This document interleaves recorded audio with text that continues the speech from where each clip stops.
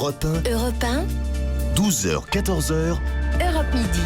Europe 1, il est 13h43 et autour de François Closet et Mathieu Charrier, eh bien on accueille toute l'équipe des découvertes d'Europe Midi. Oui, qu'on a récupéré un petit peu dans les allées du salon. Eva Rock, Pierre Josse, Nicolas Caro et Thierry Geffrotin de l'agriculture.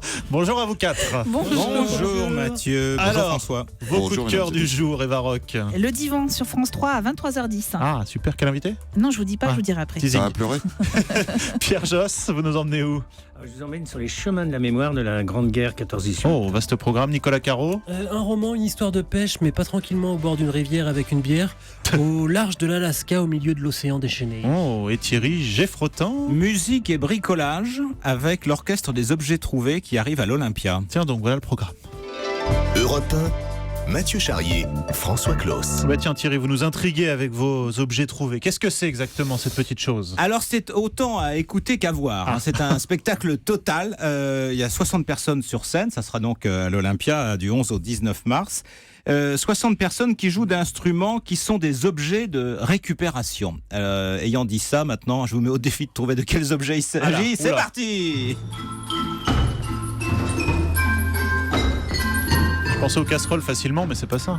Des bouteilles. Ah, il y a des bouteilles. Très bien, Eva. Ouais. On dirait des casseroles en cuivre un peu, non? Il y a pas ça? Non, il n'y a pas de cuivre. scie. Il y a des couvercles de Alors poubelles. il y a des scies musicales, en effet. Alors pas dans l'extrait que nous écoutons, mais il y a des. Alors je vais vous aider. Il y a des entonnoirs reliés à des rallonges de tuyaux. Ah bah oui, c'était facile à trouver ça. Des fûts en plastique, Bien sûr, des c'était un fûts en entonnoir. plastique couverts de peau en toile de. Non mais je suis Ah, d'accord. bah oui, c'est ça. C'est pas ça. Comment vous voulez qu'on trouve Vous avez ça, un Thierry? wok. Vous savez qu'avec un wok, vous ne faites pas que de la cuisine. Vous ajoutez des élastiques ou des cordes. Et à 18 cordes, vous avez un wok à 18 cordes. Ça fait comme une guitare, hein, finalement. J'essaye Une ce cora. soir. Un plateau à thé à 12 cordes aussi. Ah. Oui, c'est Accordé ou c'est à vous de l'accorder. Hein.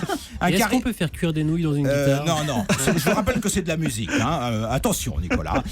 Des carillons en acier inoxydable avec pour marteau un attendrisseur de viande, un marimba composé de 24 bouteilles accordées, c'est ce que vous avez entendu. Ah. Des petits soufflets qui permettent de souffler dans les bouteilles. Vous savez, Ah oui. et tout ça, c'est accordé. Alors, je vous dis, c'est vraiment très, très drôle parce que vous imaginez le spectacle, 60 Mais personnes. ils sont 60 à jouer tout Ça ça. bricole de partout, ça avance. Alors, il y a même à un moment une scène avec des dentiers, figurez-vous. On arrive à faire de la musique avec des dentiers, mais ce sont des dentiers humoristiques. Hein. C'est pas Et ceux propre, que voilà qu'on Ça sera fait un peut-être amené à improvise ou il y a un utiliser chef un jour. d'orchestre là pour Il y a, organiser il y tout a ça. un chef. En fait, il y a deux chefs parce que ce sont deux anglais. Il faut être anglais pour créer ça. Cette espèce d'autodérision, c'est-à-dire aimer la musique et l'humour en même temps. Les Français savent faire, hein. Mais quand même les Anglais, c'est un peu une marque de fabrique. Ces deux Anglais qui ont eu cette idée un petit peu folle qui associe musique et humour. C'est très difficile de jouer de ces instruments, figurez-vous, parce que déjà il faut récupérer, il faut bricoler, mais il faut en jouer. Alors j'ai eu la chance, j'ai été les voir à Brighton où ils sont basés. J'ai eu la chance d'avoir un cours. J'ai pas joué moi-même, mais vous allez entendre ce qu'on peut faire avec un tuyau d'arrosoir, un peu long, plus ou moins long, parce que ça s'accorde. Là, et celui-ci est en do et c'est un duo de tuyaux d'arrosoir.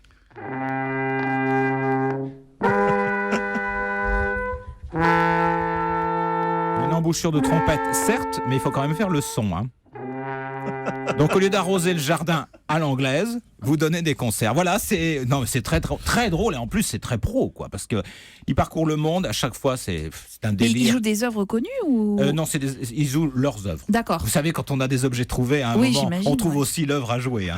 L'orchestre des objets trouvés. C'est à l'Olympia, donc du 11 au 20 mars, c'est ça? Spectacle européen, je crois qu'on peut s'enorgueillir parce que ça, c'est un grand moment d'humour et de musique. Ça a l'air. Et on peut acheter le disque rue des Morillons, c'est ça? Très bien, Pierre.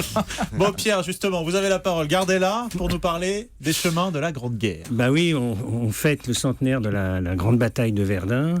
Et à cette occasion-là, on s'aperçoit qu'effectivement, il y a un tourisme, disons, de la mémoire, il y a un tourisme des champs de bataille, qui n'est pas un tourisme très drôle. On n'y va pas en tongs et en bermuda à fruits et une chemise à fleurs. On y va de façon sérieuse pour comprendre. Tout simplement comprendre comment des millions d'hommes ont pu se jeter dans cette boucherie incroyable. Et au-delà des réflexions abstraites, des lectures qu'on peut faire, etc., il n'y a que sur le terrain qu'on ressent vraiment ce qu'a été l'héroïsme, ce qu'a été le cauchemar des poilus par millions qui se sont battus pour défendre la France, mais par civisme, par probité morale, pas du tout par nationalisme étriqué. Ou parfois par manipulation des grands chefs, de l'armée, de l'état d'esprit du pays à ce moment-là. Je voudrais juste donner un exemple. Lorsque vous allez sur le chemin des dames, vous avez ce qu'on appelle la caverne du dragon, qui était occupée par les Allemands. Et il y a eu une offensive de 1 million d'hommes, dirigée par le boucher de l'époque, qui s'appelait Nivelle, qui a été évidemment destitué très rapidement après l'échec. Du 16 avril au 26 avril, il y a eu quand même plus de 100 000 morts, disparus ou blessés, pour rien, pour gagner 20 mètres. Et là, le guide, moi j'étais profondément ému, on visite d'abord le musée, on visite la caverne, et il me dit, tu pourras pas comprendre 14-18 et le chemin des dames si tu me suis pas. Et avec mes petits escarpins frêles, je l'ai suivi dans les champs. Au bout de 2 minutes, j'avais les pieds qui pesaient 10 kilos. Et là, ça a été hallucinant. Il y avait, sur chaque mètre carré, des débris d'obus.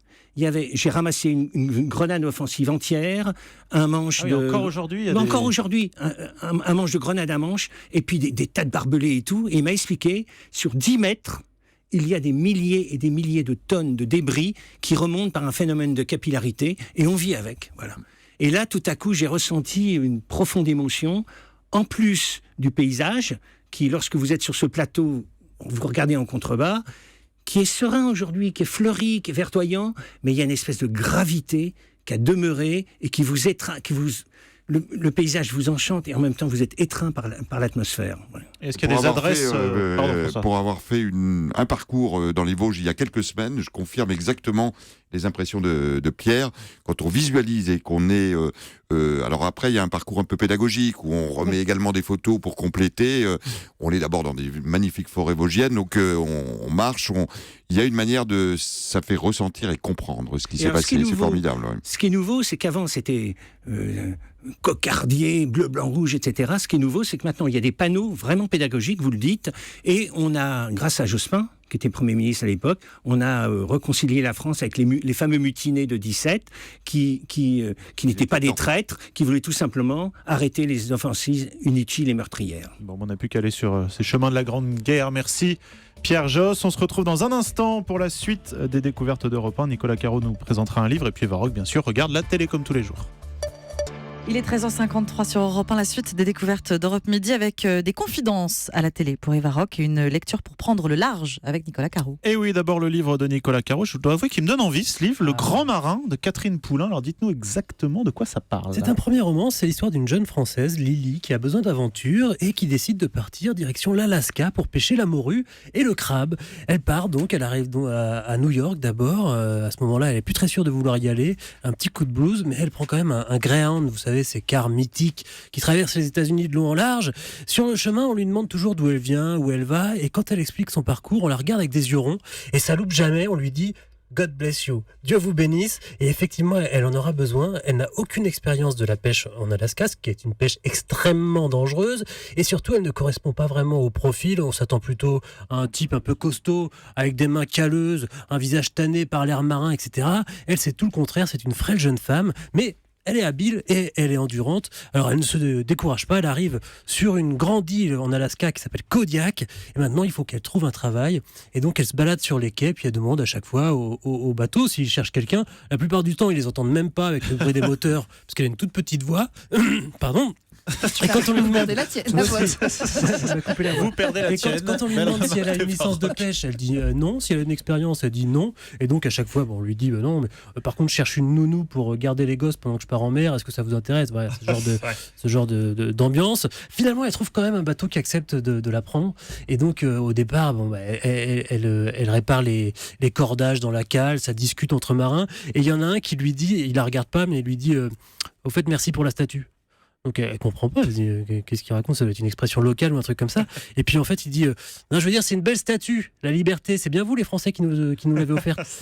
Et ça discute comme ça en réparant les lignes. Il y en a un qui pêche depuis 15 ans, qui raconte ses souvenirs, notamment ses 3 naufrages. Vous voyez, c'est très très engageant, et parce que c'est extrêmement dangereux. Une fois au large, les journées de travail durent 20 heures, parfois en pleine tempête au milieu des océans déchaînés, avec des creux jusqu'à 20 mètres, tout ça dans un froid polaire, en tirant des casiers qui pèsent 400 kilos ou en éviscérant des poissons.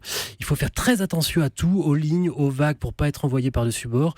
Et malgré tout ça, elle va tomber amoureuse du grand marin, qui donne le titre de ce livre, Le Grand Marin. Et je vous ai pas dit, mais c'est un récit autobiographique de cette Catherine Poulain, qui est maintenant bergère dans les Alpes de Haute-Provence. C'est beaucoup plus tranquille, mais elle a effectivement vécu tout ça. C'est assez incroyable. Et le livre s'ouvre avec cette phrase magnifique: il faudrait toujours être en route pour l'Alaska, mais y arriver, à quoi bon?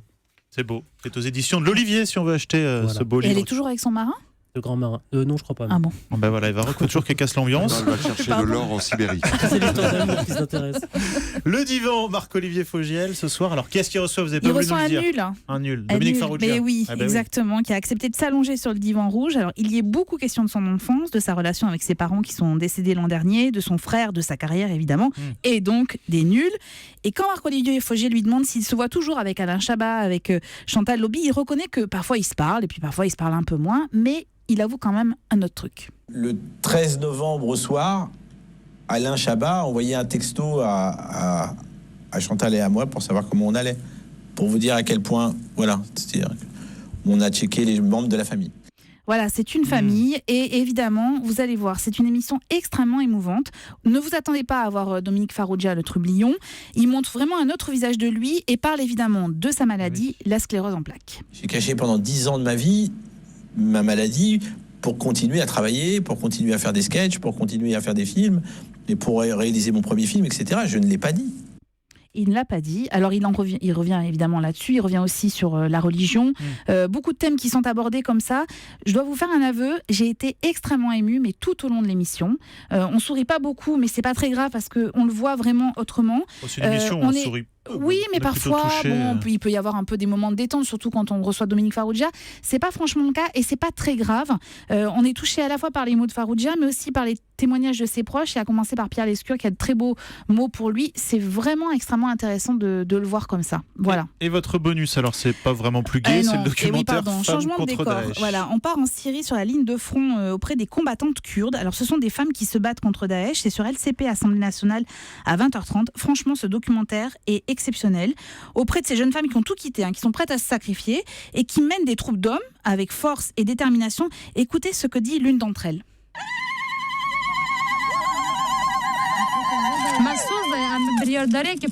Nous avons fait la promesse à notre leader de nous sacrifier.